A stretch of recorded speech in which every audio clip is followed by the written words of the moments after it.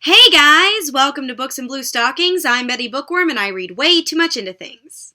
So we are still in the month of June, the month where we celebrate dads. So I decided to dedicate this episode not only to my dad, but to my dad's favorite film, Harvey. Harvey is a film based on the play of the same name by Mary Chase. It is about a delightfully eccentric man named Elwood P. Dowd who is friends with a 6-foot-tall invisible rabbit named Harvey. This friendship embarrasses his sister, Veta Louise, and his niece, Myrtle May. Concerned that her brother's delusions will ruin Myrtle May's chances to find a husband, she has Elwood committed to an institution. There, the well-meaning doctors and nurse try to get to the bottom of Elwood's supposed psychosis. They also begin to question if Harvey is even a delusion at all. Awesome, I love Donnie Darko. Oh God, not you again. Yes, it is I, the internet's perfect straw man. I mean nerd.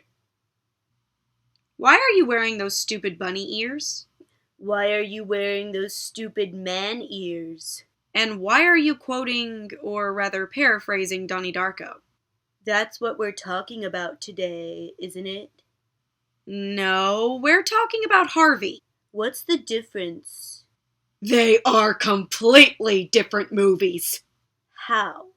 How is Elwood, a lunatic that sees an invisible rabbit, any different from Donnie, a lunatic who sees an invisible rabbit? Well...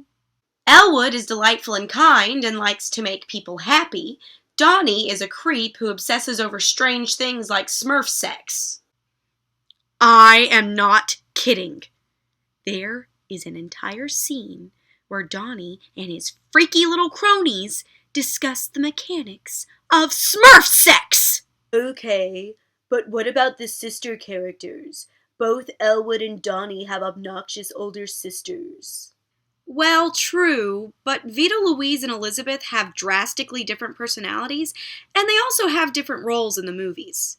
Veta Louise is a driving force in Harvey. She's the one who initially tries to have Elwood committed. She is also the reason that Elwood almost goes through with the treatment, and she is the one who stops Elwood from receiving the treatment. Elizabeth has a more passive role.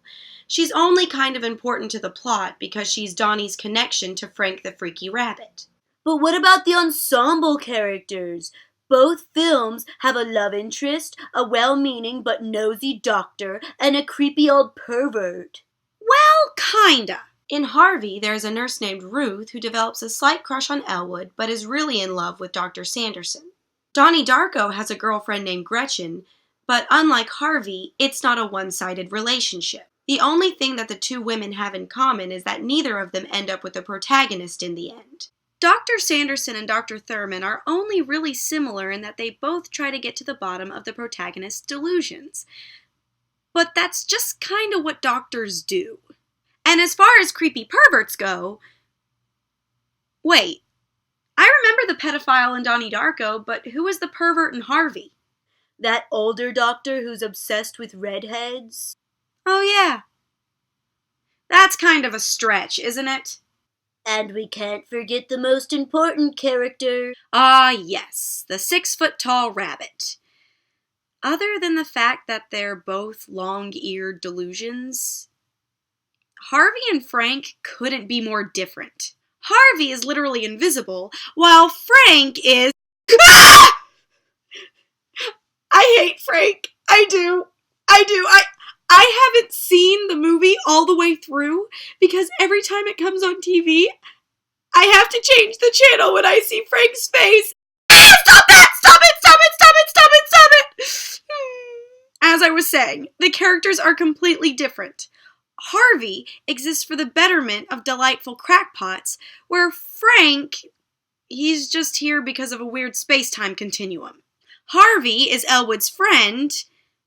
Frank is Donnie's catalyst. Harvey is a puka. Frank is a freaky guy in a Halloween costume. Well, you have to admit the plots are pretty similar. Actually, not really. The plots really don't have anything in common. Aside from the time travel factor, Harvey's face can stop a clock, and Donnie travels through time. Then which one is better? We're comparing the two, so one has to be better. Not really. Even though the movies have their similarities, they're completely different. It's like comparing apples and oranges. One is a timeless classic about learning to love people for who they are. Another is a cerebral drama where a pre-Pineapple Express Seth Rogen tells a pre-Hunger Games Jenna Malone that he likes her boobs. Yeah, that's how he phrases it, in his most Seth Rogen-y way.